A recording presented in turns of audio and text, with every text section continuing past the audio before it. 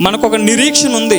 ఏంటి ఆ నిరీక్షణ అంటే, ఈ లోకాన్ని విడిచి మనం వెళ్తాం, మరలా ఎక్కడ కలుస్తామంటే ఆ నిత్య రాజ్యంలో కలుస్తామన్న నిరీక్షణ మనకు ఉంది. కాబట్టి మన సొంత వారు ఎవరైనా ప్రభువు నమ్ముకుని వారు ఈ లోకంలో మనల్ని విడిచి వెళ్ళారు అంటే వారిని నిమిత్తము మనం ఎంతో బాధపడిపోవాల్సిన పని లేదండి. చాలా మంది ఏం చేస్తూ ఉంటారంటే చచ్చిపోవడానికి చాలా ప్రయత్నాలు చేస్తూ ఉంటారు. భోజనాలు చేయడం మానేసి, ఇంకా నేను అతను లేకపోతే నేను బ్రతకలేను కాబట్టి నేను కూడా చచ్చిపోతానని వెంటనే రకరకాల ప్రయత్నాలు చేస్తూ ఉంటారు. నిజంగా దేవుని ఎరిగిన వారిగా మనం అలాంటి పనులు ఏమీ కూడా చేయకూడదు. వారిని బట్టి ముందుగానే మనం ఆత్మలో గ్రహించి, నేను ఒక సమయానికి లోకాన్ని విడిచి వెళ్తాను కాబట్టి వారి గురించి ఎక్కువ బాధపడవలసిన పని లేదు.